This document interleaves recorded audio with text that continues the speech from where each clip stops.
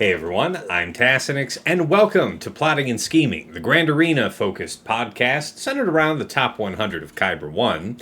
I am joined by my regular co-hosts Dagger, TJ, Sasha Aisha, and Fatal.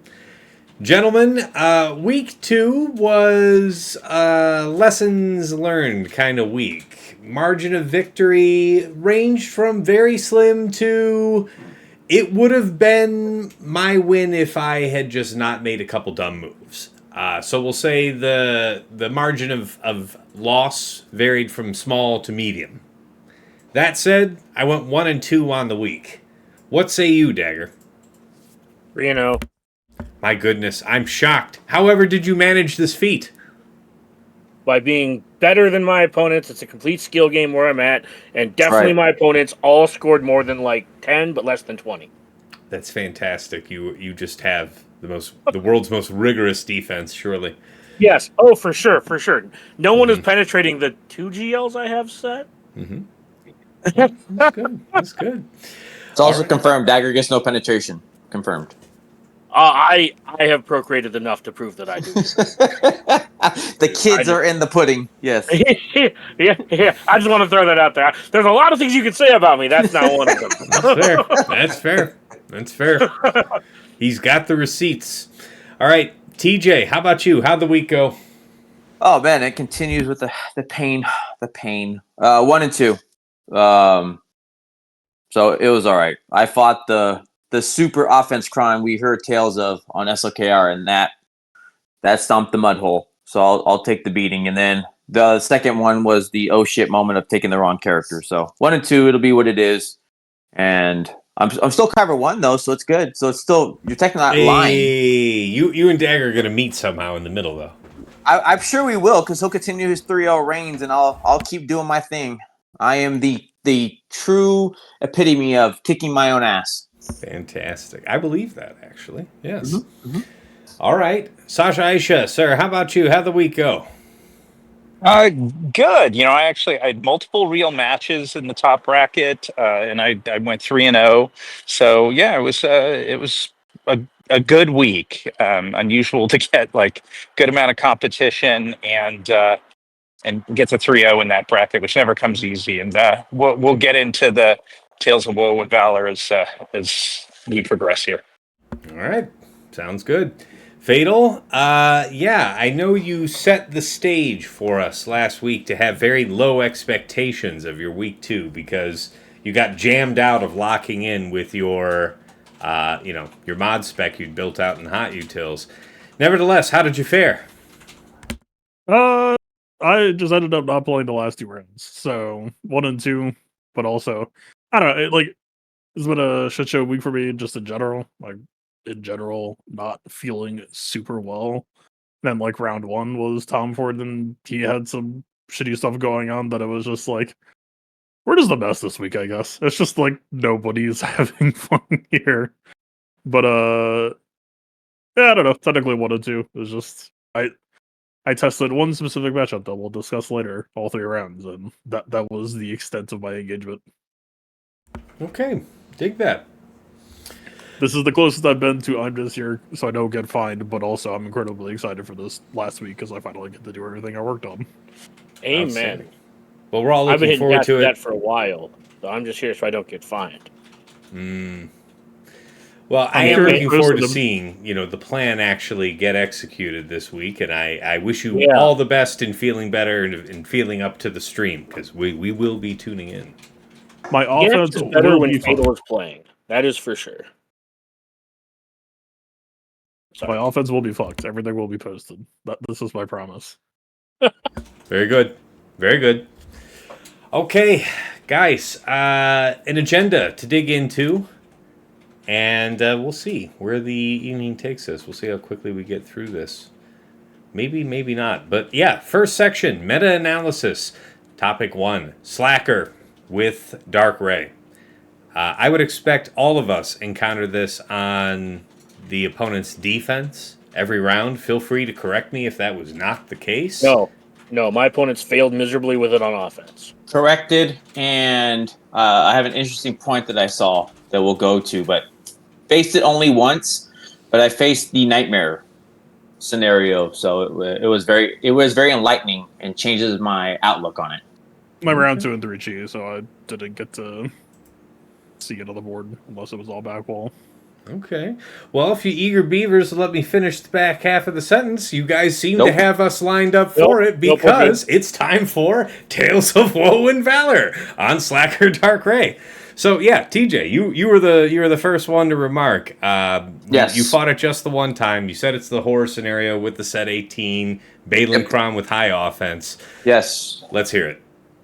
300% offense, 295. I'm sorry. I want to make sure I'm correct. And that you don't get to play the fight the way, like I'm watching all the people like, yeah, I just wouldn't use this. No, the fuck you didn't. That is not the same bullshit. Shut your mouth. You go sit down when you pee right now. So I will tell you, because Tash, you faced it and I watched your stuff. Fatal, I think, man, I'm really sad you didn't shoot another 2 times Fatal, because yours was like, get the popcorn good, because you went through the dynamics of watching. I think, was that Tom Ford who sent you the video? And I'll let, yes. I don't want to steal it. Okay. It was cool seeing that, but watching where the fail points can be and you breaking it and dissecting it. I will say I did JMK, and not for the taunt. Don't get me wrong, but it definitely needs, I think, the GK for some kind of immunity to try to stop it. But 300% offense, I got my shit pushed in with JMK. They did the hard target on my cat, fine. And I watched, I know you can come out of that and you can get around, but the damage that's going in and the amount of times that he's going, every time he's doing something, add 300% offense to each hit.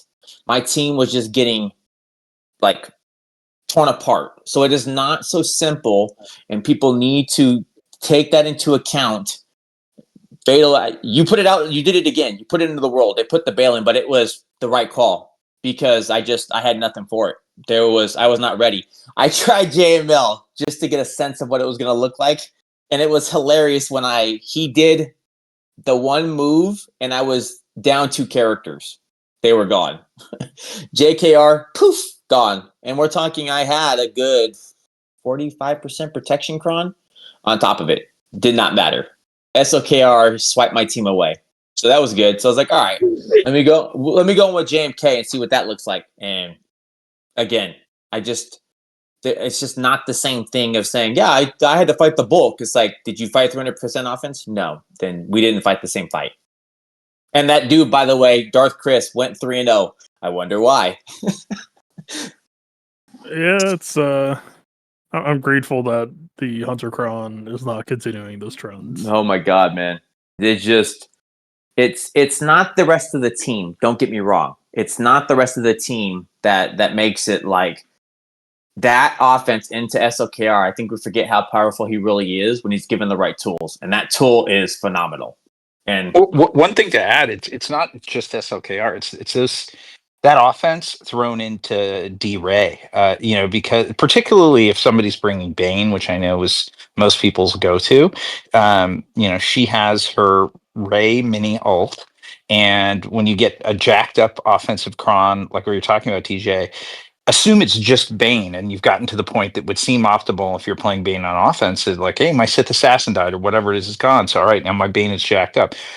Now with a cron that hits that hard, that AoE or that mini ult from Dark Ray is doing 450k damage to Bane. I didn't get a point to do that. So I like your call out, Sasha. But when you're already sad, when you're already sad and all your people have gone away, you don't think about the other things other than just being sad. But it's a good call out. I didn't get a chance to do it because Chris set the board correctly. He pulled my my Bane. He did the things he needed to. So it's fair, right? It's like all respect to the setup. But like I said, the JMK you would still think would be mighty effective. Even if you get stunned, you have the durability and time to go through. Man, you just don't. And as she did take a turn or two, but against JMK, it doesn't feel as bad. I didn't ever go to a point where I was like, oh man, Dre went and she did this. It's like, no. SOK went and it's like, oh no, he's going to go again. And with her on the team, he takes so many turns. We don't care about TM because he just bonus turning the hell out of you. At least that's what it felt like to me. And they were just gone. Team could not sustain what was going on. Guys, There you go.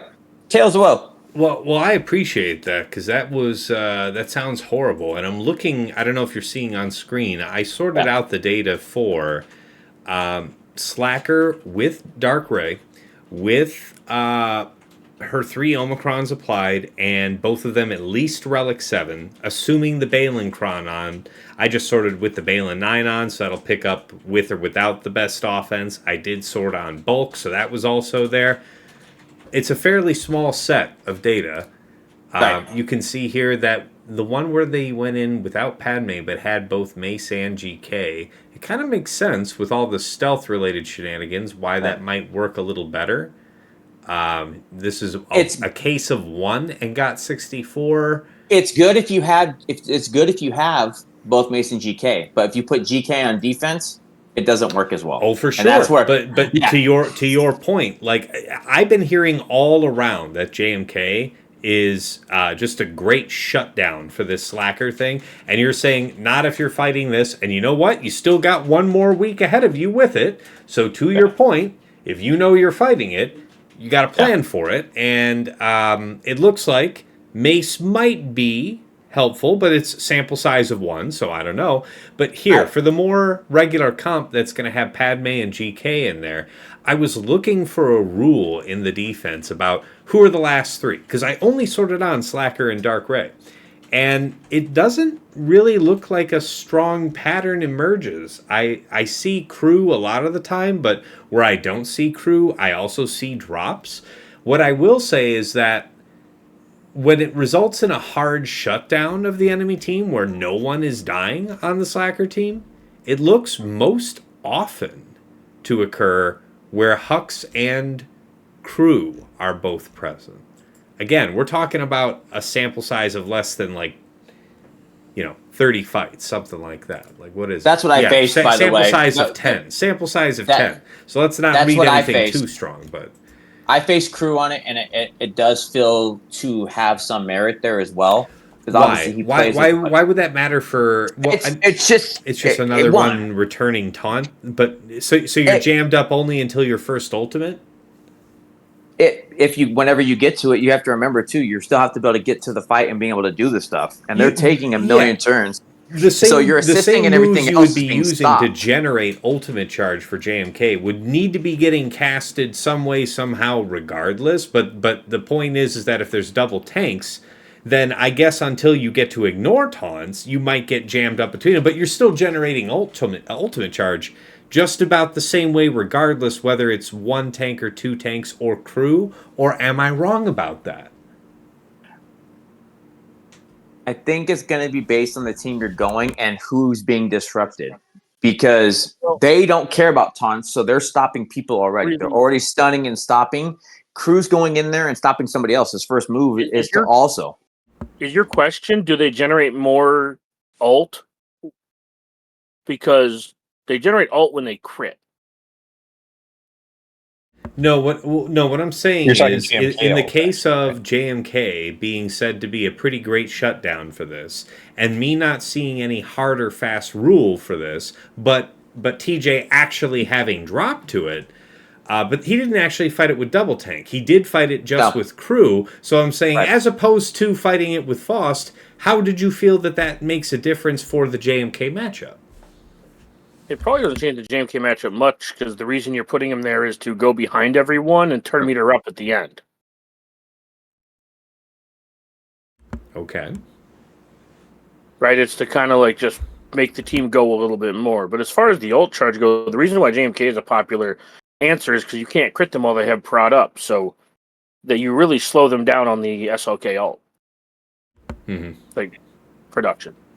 Fair. The thing I'll put out into the world is, I mean, this is the JMK versus SLK win right now around 80%. The horror that I want to put into the world that I want to eat at you if you end up holding JMK because you're a piece of shit. I don't think you need to be worried about Cat getting focused. I think you need to be worried about Ahsoka eating the poke. I got both sides of the problem. So she did get focused, and I watched yours where it happened, and I agree with it. I got all of the bad. So again, no taunt, no nothing else like that. It was the poke on Cat. It was the crew stunt on Snips. I'm telling you, like my team, it was like I'll take the covet of the RNG getting me right and catching me, and I felt the pain from that. That double setup, like I couldn't move fast enough, and they were eating my team up as it was going on. But it's just like you're playing the mechanics of the game. Really, really quick. How did they remove the taunt from GK? Doesn't matter. They can bypass taunt.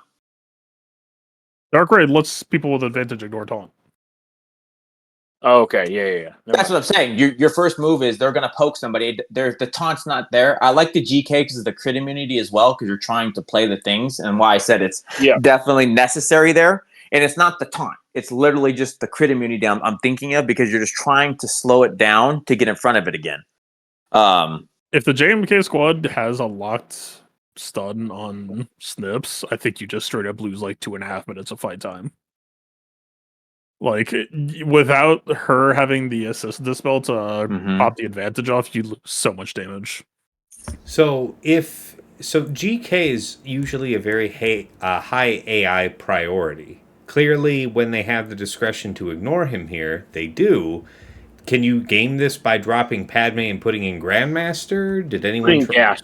You could, yeah. But you have to remember, GK is a higher priority because you can't get the Cat.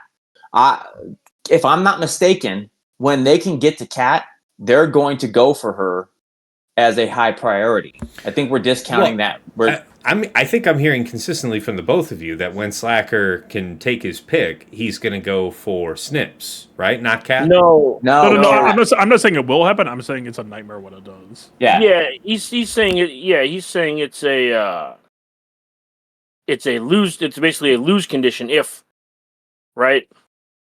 If it's what? at least a huge time waster, because all of a sudden you lose the ability to access critting, and you lose Shian stacking a ton. It would just be very, very bad for the flow of the fight. Yeah, but are we talking about Slacker preferring to stun Cat or Snips? No, we're not talking about any of it. I wasn't talking about that at all. Oh. We were talking about they have two turn unresistible stuns between crew and SLK. So I think regardless of who it was hitting, it's just bad for your momentum. Yeah, I think it's just random if we're talking GK Padme. Okay. Yeah, and Snips is a low roll, basically. Okay. All right, that makes sense. Well, I'll go next on this topic because I don't know what else you guys got about this matchup, but I present to you in 3 parts the tale of Bane versus this team. In round 1, I used Bane Sass, and it was against a Balin Kron. I used his third as an opener. We lost Sass really quickly, which was great because I was able to go third, second, third. And then it was kind of just me and Slacker, and unfortunately, over the course of the rest of the fight, he just had enough swipes on me where the reduction of my mastery meant enough of my accuracy was lost, and I was missing everything, essentially. He just killed me before I could kill him. And I cleaned that up. I think you guys would be proud. The old ways reign supreme. I used Geo's Droidica. Got it done in round 1. Round 2, I thought that, seeing how it went in round 1, I wonder if I bring Set, who has a taunt. Yes, I know they can ignore taunt, but that really isn't the point. The point is what if they do hit him and he doesn't die instantaneously like a Sass otherwise probably would? Would Slacker prefer to do his swipe targeting the stunned guy to gain the maximum mastery? I don't know how it's coded. I don't know if he has the preference for it, but I was willing to risk that on the gamble that if they did focus Set, then when it was just down to me and Slacker, I would have, that much less of my mastery removed. And the theory was good, but then it was immediately disrupted by getting into the fight and seeing that it was not, in fact, a Balin Kron on this Slacker. It was a damage immunity at battle start. And I was immediately unconfident. I was like, the cooldown reduction, I think, should work. Whether or not I do damage, but can I actually take the risk? And I thought, maybe. So I used his middle, Bane's middle, thinking that I get around to my next turn, soon enough, and just proceed with the fight. Nah, it doesn't work like that. You actually can. It turns out, as I learned in the third round, spoiler, you can, in fact, do the cooldown increase, whether or not they're in damage immunity, so that would have been just fine. And the consequence of doing that, even though I did dispel the damage immunity and their advantage, and I was able to critically hit, theoretically, thereafter, that doesn't matter, because them having all their specials available when it's just the two of us sucks. And we nearly died before we used our next special, and yeah, you know what? I'll just save you the rest of the details. The bottom line was we had to withdraw. So, couple things with that. Set sticking around proved to be, not worth it. The idea I was going with, there was at least a thought behind it, but clearly not worth it in execution. Sass was a much better choice in terms of getting out and actually blowing up the side characters, getting it down to just me and the big man early, as soon as possible. And of course, the other issue with using middle first. Bad times. So, round 3, with all of this knowledge learned and wisdom gained, I went in for Bane Sass. And I want you all to know that it was very intentional for this third round that I went in with Bane Sass versus Slacker. I in no way intended to do JMK against Slacker. And again, in absolutely no way, like an ape, did I just go ahead and habitually use JMK against Lord Vader Ufus and lose that fight. And I think that's an important detail to highlight. All right, let's take a look at this.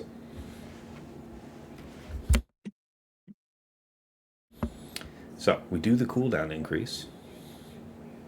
Okay. Hit him. Important not to go under stealth. I just want her to get killed.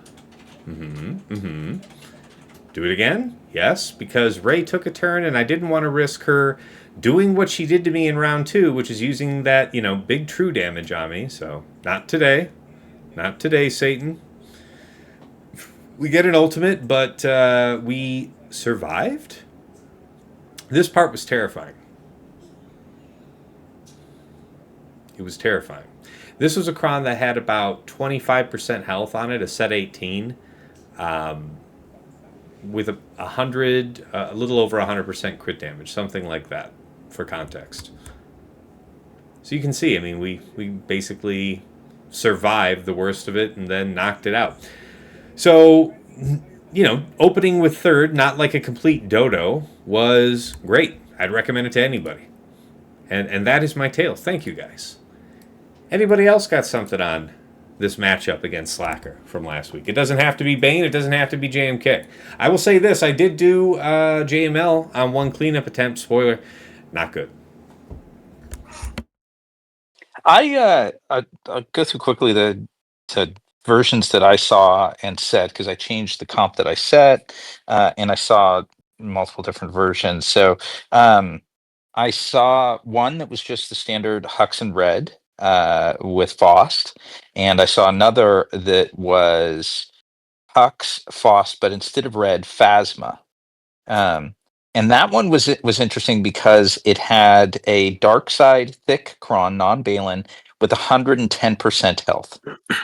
So it was like crazy thick. I knew that they would stick around for a while. That one I brought Bane, but I brought Bane set because I wanted company for the first time Rey was going to use her AoE true damage, and I would say, I don't have the video of it, but it looked a little like the one that you just showed us, where there were definitely moments of regret during the battle or anxiety, and I'm sure my biometrics were flashing red, and then ultimately Bane did survive, so Set went down, and I did not take an ult there in between, and was able to win.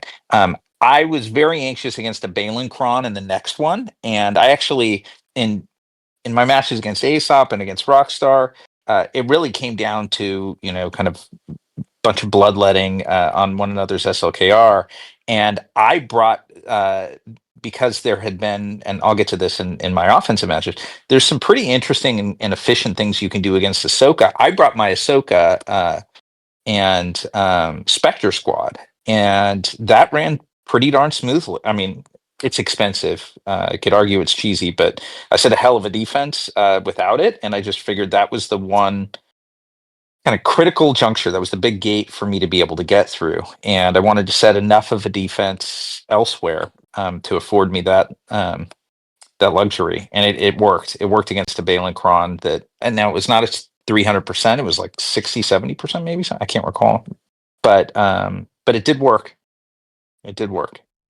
Wow. Okay. And I myself, by the way, what I switched to against Aesop in the final was a Faust, Crew, and Hux. I did not set red, and Yeah. my goal with it.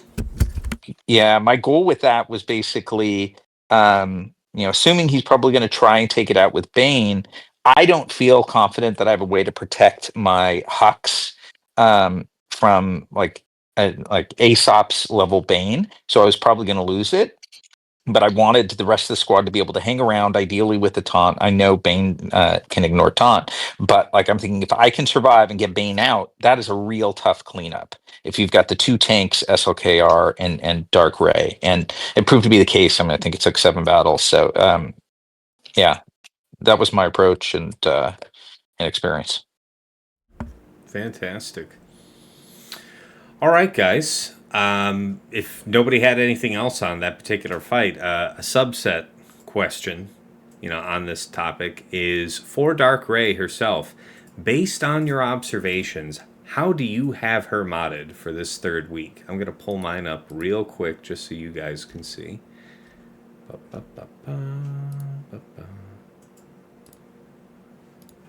There we go. Yeah, that is definitely full mag.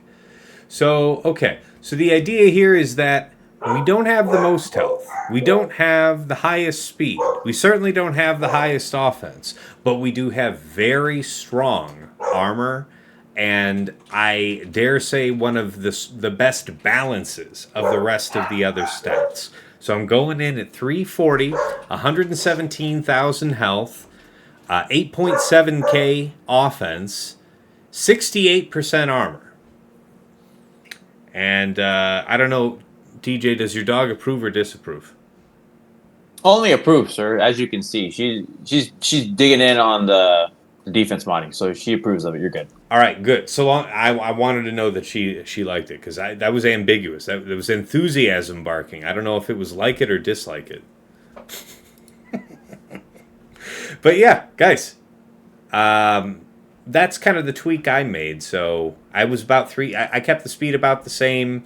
Pushed for a lot more offense because I saw the threat created by that lightning against only 1 or 2 targets.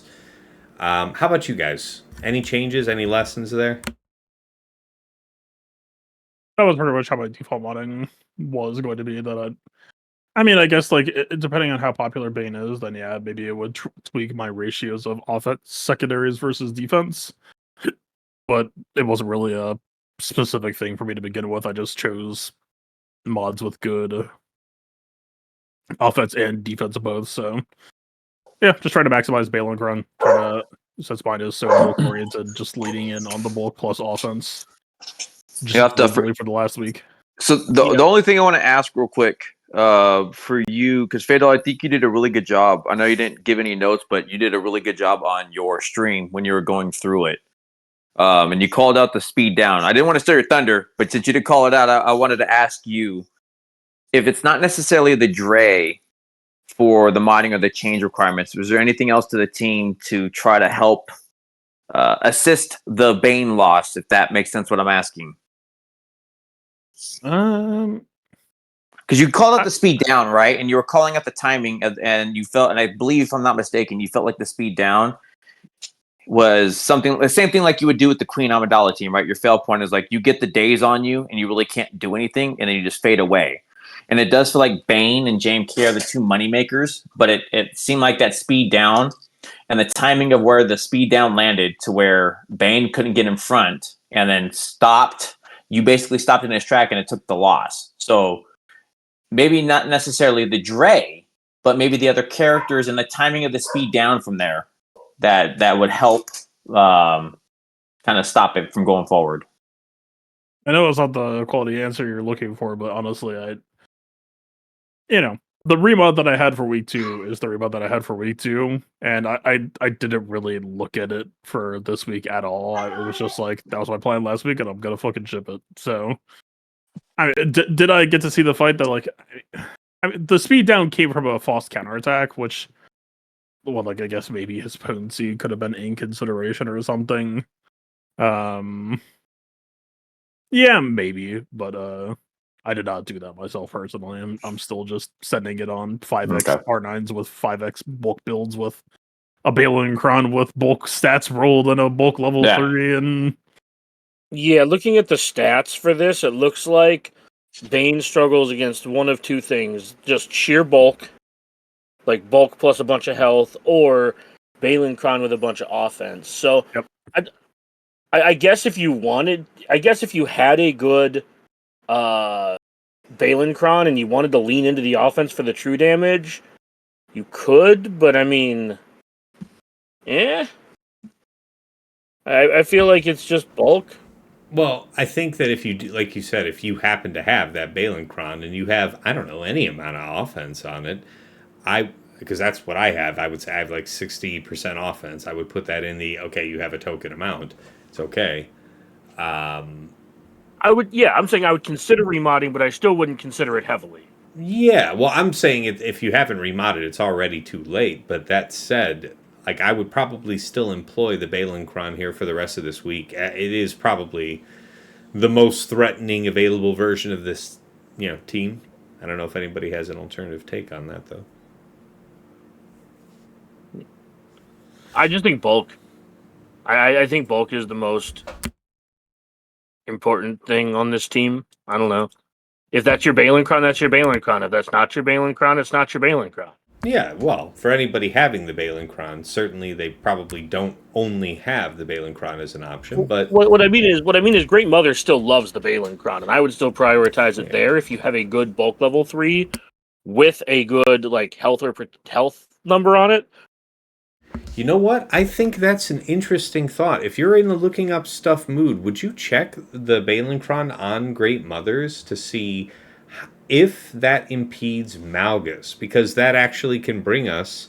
So, by the way, I don't know if anybody had anything else. I know some folks do offense modding on Ray, but I don't think any of us do.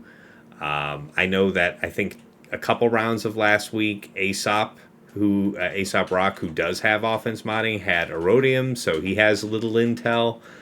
I didn't hear anything decisive either way, so I just kind of leaned further into the theme I already was going. Oh, what was your question to look up? Sorry. Oh yeah, so the next topic I just wanted to point out. No, you had a question about looking stuff up. Yeah, what was the question? it ties in with our next topic is the Great Mothers. Here, if you were going to look it up with the Balin Kron on, just to see if that jams up Malgus at all, because I don't think this week I fought it with the Malgus Kron on, but I have fought it in dangerous versions of both set 19 and set 18 with Malgus, and I'm pleased to report, guys, slam dunk. The set 18 obviously takes a little longer to get down than the set 19 version. But as long as you play it like a control fight and maximize your ability blocks and your fears, worked beautifully. I was really pleased with that. I don't know if you guys have something else you want to report on it, though. What you say? I misplayed. Go ahead. I wouldn't be afraid to take Malgus in against Great Mothers, regardless of Kron. And that's actually what kind of led me to, when we get to our favorite attacks, I was trying to think of a better way to repurpose Great Mothers, because it's a bummer to lose them off of D. But yeah, I just, in fact, in one of my battles, I was kind of had the luxury at that point of knowing that the match was secured because the opponent wasn't going to get through, that I decided to try. I wanted to see Qui-Gon Jinn, and I know there's a lot of RNG to this, but Qui-Gon Jinn against a Great Mothers with Bulk Cron, and I timed out on Morgan left, but like it was a pretty thick cron, and Qui-Gon Jinn was able to get through the rest of that squad. I wouldn't want to rely on it, except if you're like just carefree of banners and just desperately trying to clear. But like it wasn't an impressive performance by Great Mothers. Okay, good to know. I'll give two pieces. So I tried what we talked about, Tass, and looking at AI priority for my round one. They put the fast mothers like, so I'm going to try this. We talked about it. I want to see what they do, and of course my JKA still got doomed. So that's just the hearsay. So I put in I think Shock and GMY because I was looking for what we talked about. I wanted to make sure it went fast. GMY thinking they're going to be a higher priority. Did not happen that way. They still got JKA, so it wasn't really successful, but maybe a study of one. The other piece I would call is my mothers held against the Malgus team, but I also lost with the Malgus team. But I would say that was more of my misplay, where I had something that was going to be the point of bargain going down, and then swapped to mothers for whatever reason. I wasn't even thinking about it. Like, well, she's going to be close enough, and that was a mistake. So I would say user error definitely going to play a part of it. But that was, I want to say the 25%. And I did the same thing, and it was, I should have still had it. So it's like, I can see it not being a problem, but if you make the mistake, they're unforgiving in the mistake you're going to make, and they'll quickly let you know that you messed up. Fair enough. Dagger, I don't know. Did you see anything interesting about that matchup? Malgus versus Great Mothers with Balin Cron?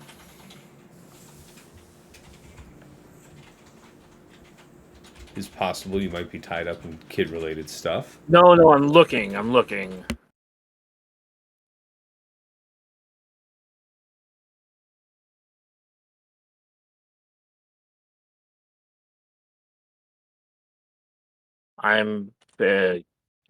Hold on.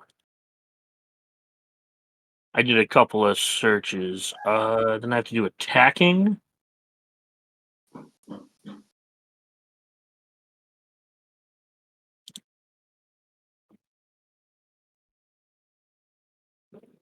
%68% against the Balencron. Okay. This is Relic 8 minimum, Kyber 1, Division 1. Okay. No cleanup. 68%. So it might make a difference if you're trying to block people like me out. And that includes some shitty comps that include like Acolyte. So if we like take out Acolyte, it's actually closer to, I mean, it's only 22 fights, but it's 55%.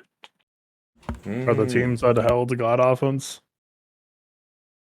What do you mean? Oh, are you talking about the offense on the Great Mother's Crown? On the Balin Crown, yeah.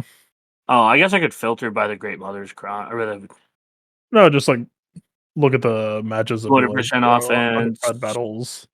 Yeah, 200% offense, 277% offense. This one was just 87% health, 48% protection.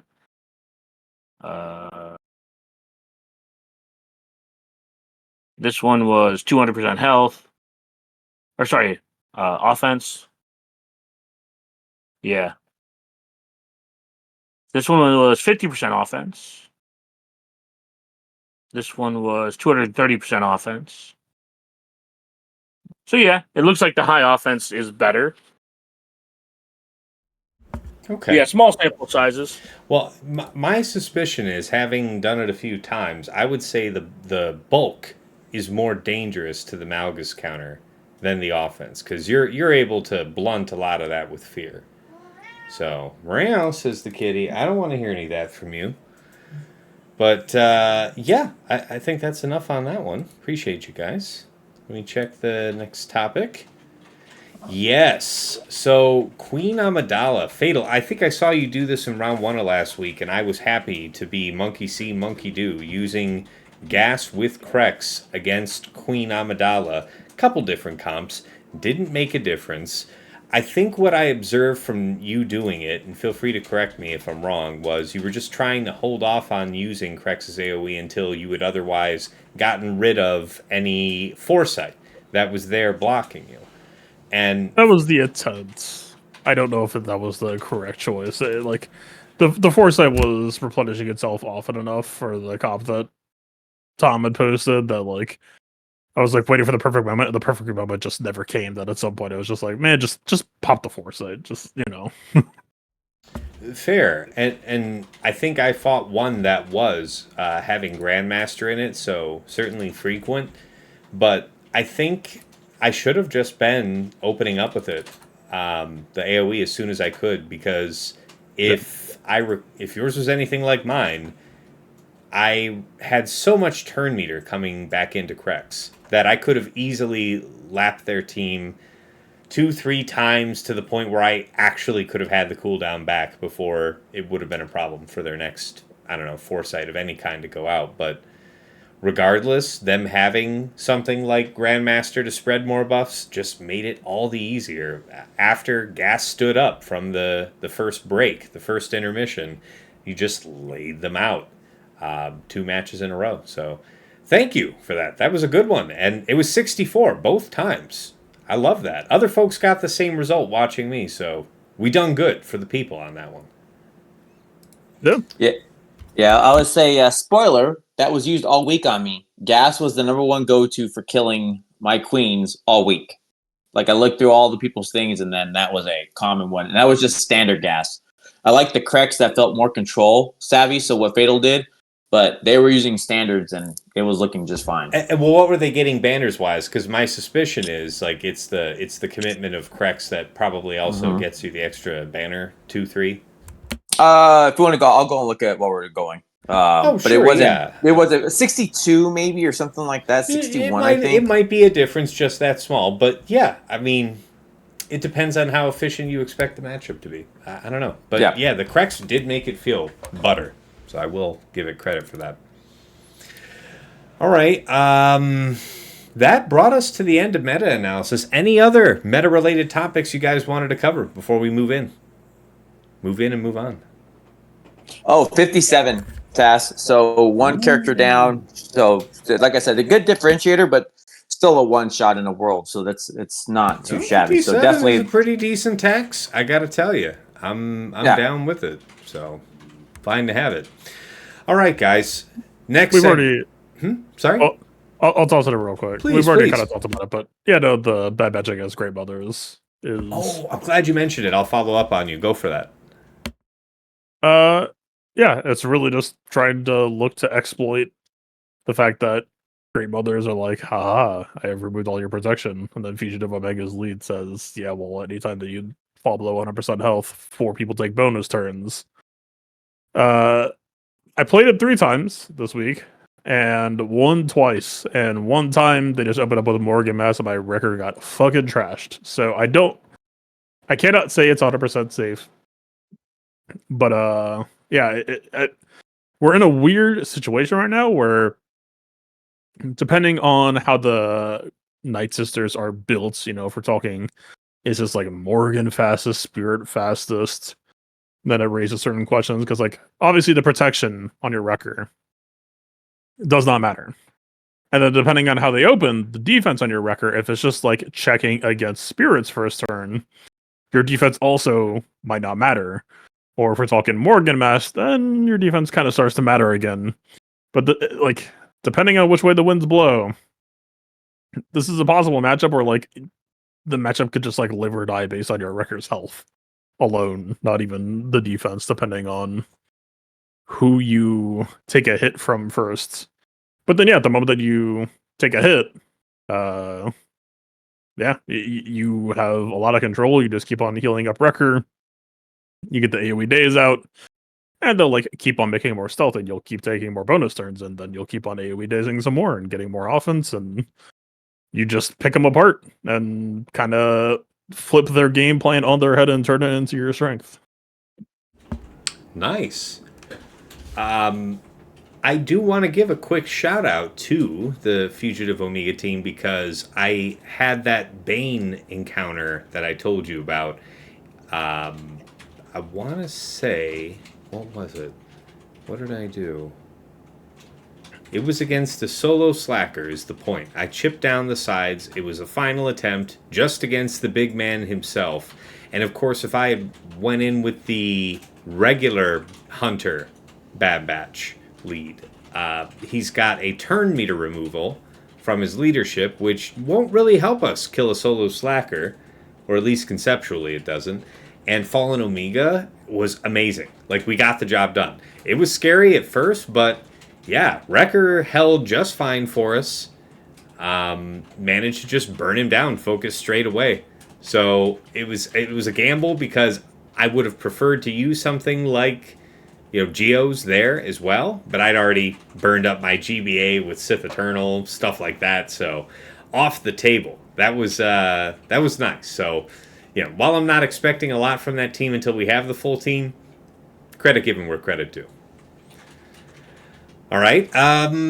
So yes, thanks for that, Fatal. Appreciate the detail. On to best attack and defense of the week. I'm going to pull up mine and hopefully give you guys another couple of minutes. And we already talked about the Malgus, so nothing really to cover there. CLS versus Saw. I wanted to mention, and maybe if anybody knows if this is more problematic with Krex, but I fought Saw without Krex in it, and I saw CLS was effective in round 1. I think I did that every round this week. Maybe 64, 65, possibly as low as 63, but it was solid, guys. I mean, you just wrap down Saw by any means, and then Kyle and clean up the remains. I think I may have killed Baze before I killed Kyle, but regardless, it was still pretty smooth. I like that one. Yeah, JMK versus Lord Vader. Man, I just did not care for that, so learn from me, don't do that. Alright, nothing interesting attack-wise from that one.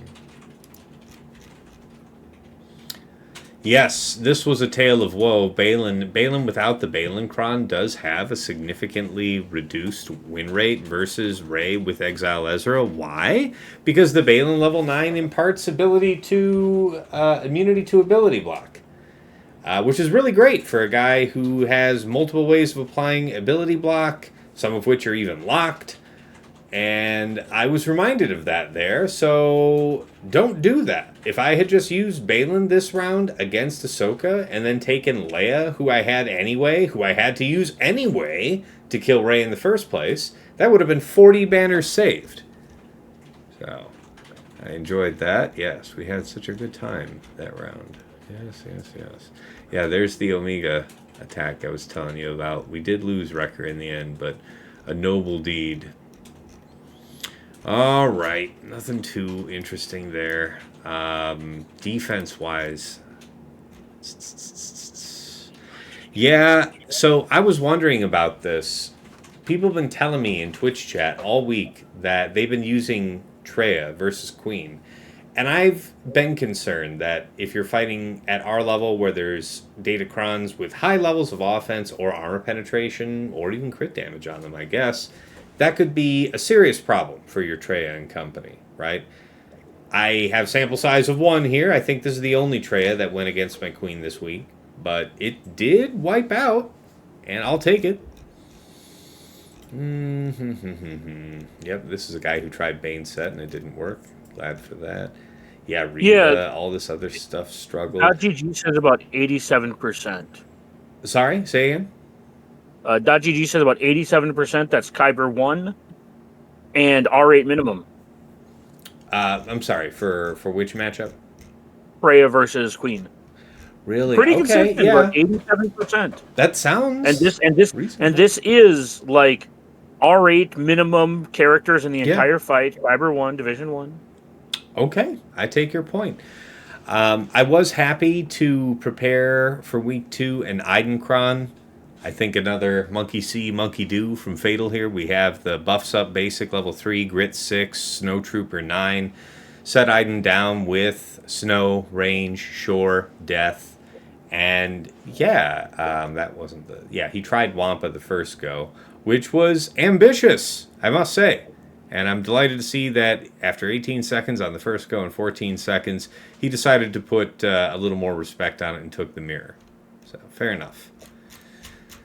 That's about it for me. I think round 3 was a lot of great lessons learned for me and another good long stream, but most of the struggle was born again by careless error. So that covers me. Dagger, how about you? Tell us of the arduous struggles that formed last week for you. I lost a handful of fights due to not checking crons or mods. The importance of reading. Yes, literacy remains important. Yeah, that's. I have a couple of fights. One was I took the wrong Datacron in against Ahsoka with my Magma Trooper because all the white Imperial Troopers look the same, and I'll hear nothing to the contrary. And then I didn't check the Jabba-Cron, took an Afrin and just casually had like plus 160 or 150% tenacity. So that was fun. All right, you party hard. Appreciate that. TJ, how about you? Yeah, Oh, sorry, go ahead. I don't think I had more than 20 scored against me this week. Okay, So, nice. defense putting in his work. What was it you were saying before stream? You think you're another 4 weeks of fighting, like excluding break weeks? You're another 4 weeks of fighting? No. No, I will probably be Kyber 1 after week 1 of 3v3. Either during or after week 1 of 3v3. Okay, we'll see. Based on the squish. So how long do you think it'll take you to get up to the top 100? How long do you think it'll take you to get up there? I don't know. How big Kyber 1? I have no idea. I'm not, but you know what? I don't have to know because I don't have to climb. I mean, it's not about whether you have to know or not. It's whether you go look for actively available information. No, that's fair. And I don't. Yeah. Yeah, I don't either, so I'm not trying to throw shade at you. I'm just saying it's not about the... you tried to throw some shade. I just wanted to push back. Oh, always. Always. Hate. Yeah. Basically, I'll be in Kyber 1 next. Okay. And then, as far as climbing through Kyber 1, what is your current skill rating? Oh gosh, I don't know. Here, we'll see. 4361. Yeah, it'll take me a while to get to that. It's about 300 per season, so probably next 3v3 I'll be where you're at. Okay, all right. We'll see you soonish. Again, squish depending. We will. But the problem is I found this out. I found this out actually this week. Regardless of how good or bad my opponents are or their rosters are, I have hit that place again where my real life time is going to start not allowing me to play because the further I climb up, the more I'm going to have to clear. So we're going to start hitting that wall of I won't have time to play GAC, especially in 3v3 because it takes 2 hours to fucking do it. Fair. Anyway, just to give you the update, yeah, I'm on my way. You gotta, you have to cut ties. You have to tell kids, I'm sorry, it's Grand Arena time. I understand it's dark. I understand you wanted dinner 6 hours ago. I'm sure you'll be resourceful, but Daddy needs those crystals. Right? I will not be doing any of that. No? Okay. And for those, by the way, that are keeping track, that was 1 week roughly that Dagger's relative positivity on 3v3 lasted. 1 week. And then resume the crafting on it. It wasn't positivity. It was resignation to the fact that it's better than 5v5. It's just what it is that relative Dagger is the eternal contrarian. He's the eternal That's contrarian. Fair. No, I appreciate you, Sasha. Tass' mom wears army boots, and no one loves him. And he's the eternal contrarian, and the grass is always greener on the other side. Always. Just I watch this man hop the fence every season and say the other season's better. Just watch and be amazed. No, the problem with 5v5 is that now that I'm back, I was hoping, and I told you this, I was hoping that I would have had, that something would have changed. But climbing up through like the Kybers, it's very clear that the meta hasn't shifted very much. Everyone has the same teams. I'm fighting the same teams you are. They're just not as good as the teams you're fighting. It's 3v3 will be the same, but there'll be more interesting fights, hopefully. Fair enough. All right, TJ, take me to the fights you want me to highlight. Favorite attack and defense of the week. Favorite? Do you want to start with defense or I guess attack? Attack. I guess they're both the same, so it's round 3. For defense, it's your super LV team, what I expect to be the staple. The reason I pointed out for the defense piece is the second team we took in. So if you want to go to my defense and then go to the super team. But this is your defense in round 3, right. And this guy failed Bane. I heard this was a dunk, though. And it like I said, we'll call it for whatever it is, but I'm glad to see. But it's not that one. It's that. Seeing the SLKR, that is speaking volumes to obviously the strength of the team. And from what I hear, it's basically all the rage right now for all of Kyber 1, that if you can do this, the super team is still the super team. It is just the creme de la creme chef kiss of what you can place on defense. And as you have seen and tried and failed, because it's just too much oomph. And what do you do for it? So it's like you get to see here that where I was at or whatever it was doing is like it's holding it down, and it literally held down before it. It took him to the point he had to get to the JMK, and that was it. There was nothing else he could do for whatever I was doing. Offense, my big one was Treya on Great Mothers. That was my fun one, and then for my favorite attack of the week, it was Fatals. Fatals using the fugitive on the mothers was chef kiss. Seeing a new toy get to be effective was so good. But for me, the getting the Treya to work on it and it doing well was nice. So that was fun. We will note that it is actually a pretty well built Datacron, right? 170% armor penetration, about 9% offense, 16% crit damage. It's pretty good. And I wonder, Dagger, you pulled that up earlier. I don't know if you still had that tab. I don't know how much the 4th and 5th characters on that queen might make a difference. I feel like it does. For the Treya matchup. I feel like Not it much. does. Not much. Yeah. They were all between like 82 and 90.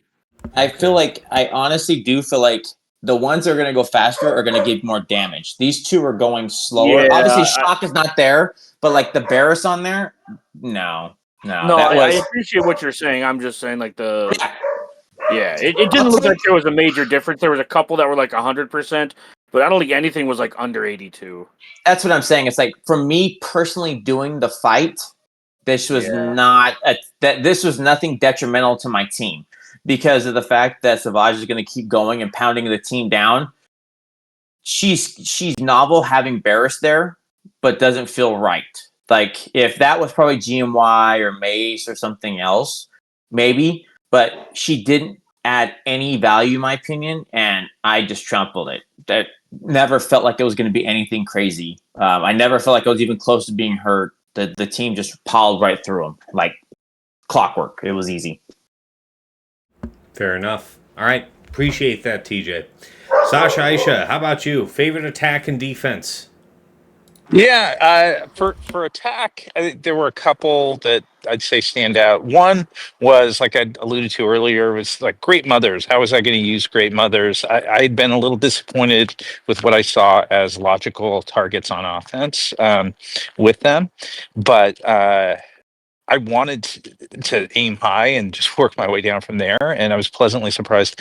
I had my Great Mother's work to take out a GL Ahsoka with ATF in a one shot. I'm not saying I would recommend it. This is fabulous, though. Yeah, I see you almost timed out, but geez. 5 minutes and 6 seconds. I clearly got some leeway with it. So great return on value for Great Mothers. I felt like so that was nice to have. Then like so yeah, so that was way up there for me.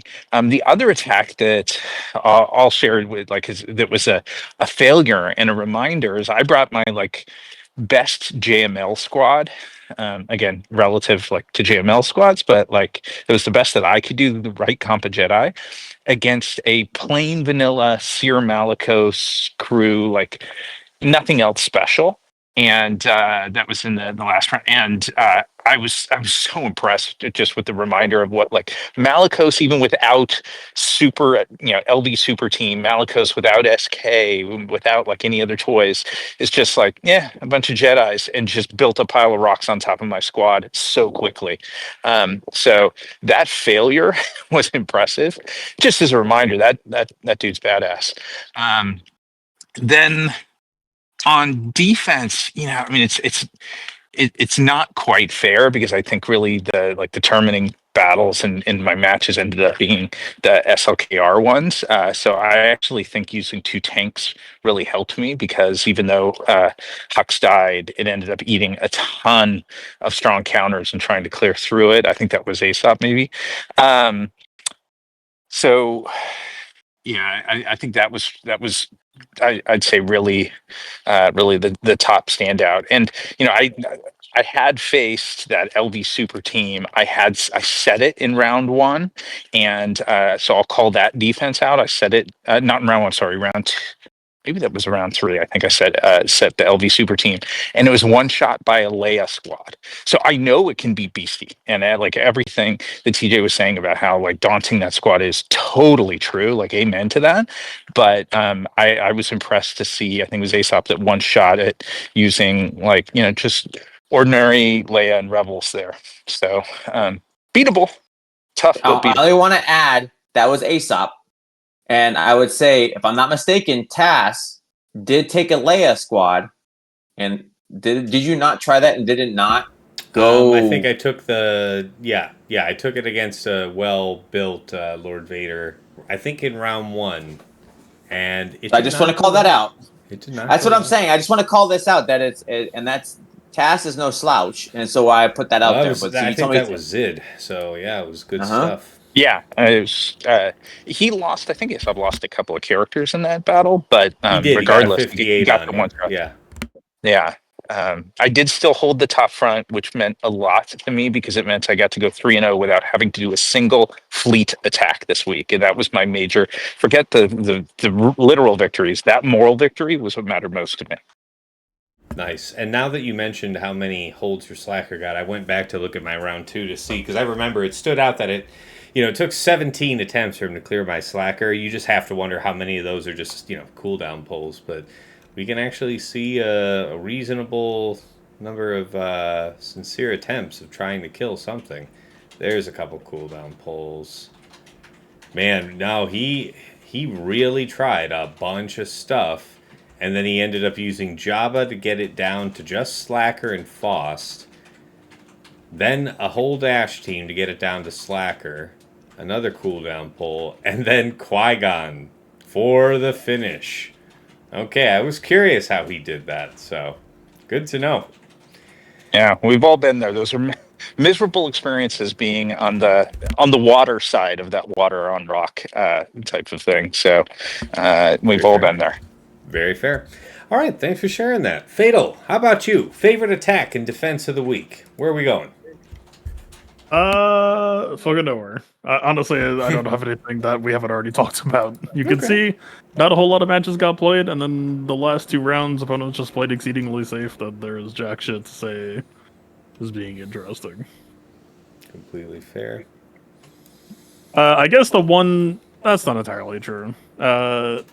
I didn't have my Starkiller modding, and I full sent it on Tom Ford's Ray anyway. And I ended up timing out, but it had a kind of cool moment where, like, the Tom Ford comp, I was like, no, this will block Starkiller, but I just want to, like, play the fight out anyway. And came down to a crucial moment where I full set a Starkiller second special AoE where the enemy team just had a bunch of buffs racked up, and so I had to go for a cascade on like 2 or 3 consecutive bonus turns to try to flip the fight because I was clearly about to lose otherwise. So that was kind of a cool moment where like I ended up timing out, but I was like, 20 seconds away from closing it out. Not a good fight. Don't do it. But also the bonus turn reset on kill is a pretty cool thing that is about to expire. So, Very fair. not here anymore. No, I appreciate that. Okay, guys, that wraps up that segment. Let's bring it back around to takeaways and final thoughts. So here we are. We're heading into week 3. This is the planning stage for the first round of this week. As far as my lessons, so tighten up, man. If I'm going to do Bane for Lord Vader, then first I better check the win rates and see if there's anything that matters with the second Sith, because we saw that can fail, and I had heard that was a slam dunk, so nothing is safe. But if I am doing Bane versus Slacker, then I better bring Sass. Check out what I'm doing versus that Lord Vader, let's see. And of course, the elephant in the room that we really haven't talked about, and we'll cover this in more detail, in the preview episode for the next season, when we typically talk about new Datacron sets. But there are some eager beavers that we will be fighting this week that have sprung for a handful of the new Datacron set 20. There are some monsters out there. I myself am not unarmed. I do not have the finest versions of any of these things, trust me, but they are minimally functional, and we'll see how they go. So what I'm winding myself up to saying is I have to count myself as needing +1 major team for attack, because I'm expecting a gnarly Jabba, a gnarly Rey, a gnarly something. Okay, so that's kind of the idea. How about you, Dagger? What you got to say? Yeah, I mean, I have the Hunter level 9, I guess. I don't know. I didn't really do much with this new set. I'm not the hardcore Datacron person who goes all in. Mm-hmm. And from all of the lessons learned from your arduous struggles over the last 2 weeks, what lessons are you looking forward to applying against your mighty opponents in the week to come? Well, first, I want to tell you to eat shit. And that no one loves you because of that intro. Yeah, I don't know. I don't expect myself to have a whole lot of I don't expect a whole lot of pushback for at least a couple more weeks. Fair enough. So, I don't know. I don't have a whole lot to say about this whole thing, and it's not because I didn't fight a whole bunch of stuff. It's just, yeah, I'm still fuming about the Hunter Datacron thing. Yeah, yeah, I'm very unhappy about that, but we don't need to rehash it. Remember, Goose Fraba. Oh yeah.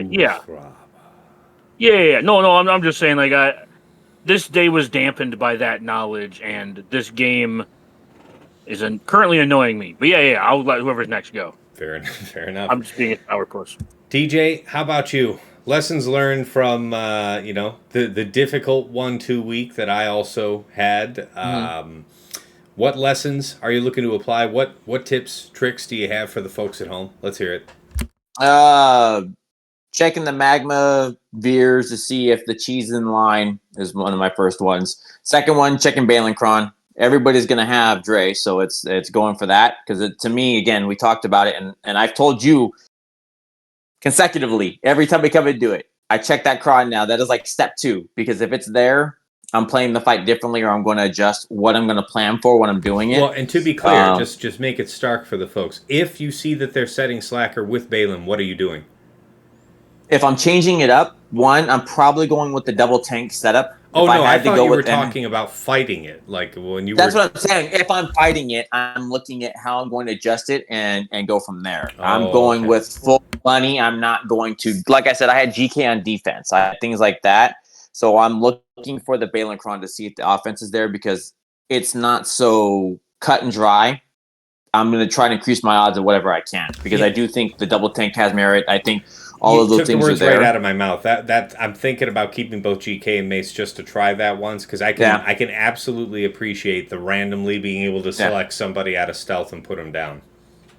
That definitely is a big piece of it. The time bomb, because obviously with her, if she doesn't go or nothing happens, then you're just stuck waiting because you can't kill anybody. So it's like that's the big one for me is check the Balancron, see if there's high offense because that ticking time bomb moves a lot faster. You need to get through it. So those are the key pieces that I've taken away from my rough weeks is just doing some of the homework to look at it. You don't have to scout. It's just do some of the basics because I can adjust my Ahsoka team. If you're not set for Magma Cheese, I can set an Ahsoka team, maybe make it a little lighter and make things a little other. I am one of those people who got a couple of the new crons because I'm a big fan of them.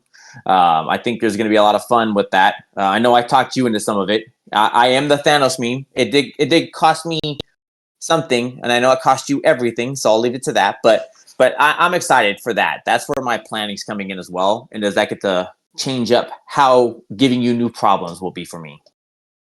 Very good. All right.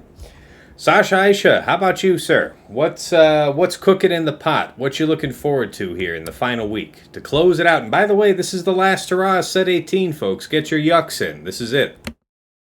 But yeah, what you got? That's right. I'm looking forward to memorizing the Venn diagram of smugglers and mercenaries. Like for example, Han and Chewie. They're both smugglers, but only one's a mercenary. But anyway, point being, I think there are going to be some interesting flavors with the new Datacrons, and including what flavor is that cartel squad. It's already got me uttering a phrase that I never ever thought I would say, which is how is my mob enforcer modded? Right. Yeah, Told right. you, Tass. At just the use same Cad time, Bane better, Trust me, I I'm just as promise. surprised as I anybody. really like the Cad Bane one, but yeah. Yeah, just use Cad Bane. He's better. You'll thank me later. I totally believe that. I do, Digger. I'm actually with you. I like Cad Bane. I actually thought about taking Cad Bane to R9 for because I'm such a big Fleet fan, but I ended up just making an R9. No, So it's so tough to justify. I know it really is. It really is, and there probably is some little corner case, but yeah. So I'm looking forward to that, and just hopefully that brings some defensive viability to the Hutt cartel, at least until Professor Fatal puts the solution on the board. And then I think for this week, I know I'm going to see all the new toys, just given the teams that are the players that I'm playing against. So I'm excited to learn, and I know like it's going to be trial by error for a lot of my counters on it, but yeah. So just enthusiastic generally. I'll miss you guys. I'm out next week's for next week's show, but I will try and listen, and I'll be back the week after because I'll be curious what early impressions people have of these Datacrons. That's Completely it. fair. I appreciate that. Yeah. Yeah, this actually is going to be like a mini week one for those of us that are going to be fighting people that have some of the new Datacron set 20. So Wild West here to close it out. Maybe a little taste of the first week of 3 versus 3, a little foretaste of that. We'll find out. All right, that brings us to you, Fatal. How about you? What are your thoughts? You had all this enthusiasm for week 1. You were deflated by not getting to lock in with week 2. You've been struggling, feeling unwell, hopefully on the mend. How's the energy? What are the thoughts? What's the scheme for week 3? I'm still hopeful. I'm mostly just hoping that it's not too little, too late at this point. That teams have been a bit more solved than they were at the start of week 2. That if I'm looking to go wide on a board, maybe I might feel a little bit of concern over. But yeah, no, I put a lot of work in, so fucking we'll see what happens. And if it doesn't happen, then maybe 5v5 is still just where 5v5 is. But it's a fun experiment nonetheless. So Twitch.tv/PlaybookTV. We'll be having some fun this last week, doing some weird shit, possibly screwing over my offense by posting too much, but it's all in the pursuit of trying to get a-hold. Fantastic. Hey, Fatal, as you looking at, and I don't know if what you expect to run into this week with it, but as you look at these various HUD Cartel Level 9 options, what are your thoughts on them? I don't think any of them will hard block Night Sisters, but I think the Tenacity one probably is the sweatiest looking of the bunch. But I don't know. I look forward to opponents posting it, and then I can try to solve them. Yep. Mm-hmm. Twitch.tv/playbook. Exactly. Okay. Playbook TV, right? Playbook TV. Yeah. That's see, right. My bad. see. All right, but I appreciate you, Sasha. All right, yeah. Well, you took the words out of my mouth, Fatal. You are the only other content creator on the stream here on the show, so yep, that's where you can find him. Make sure you check it out. A lot of cutting edge play over there, and yeah.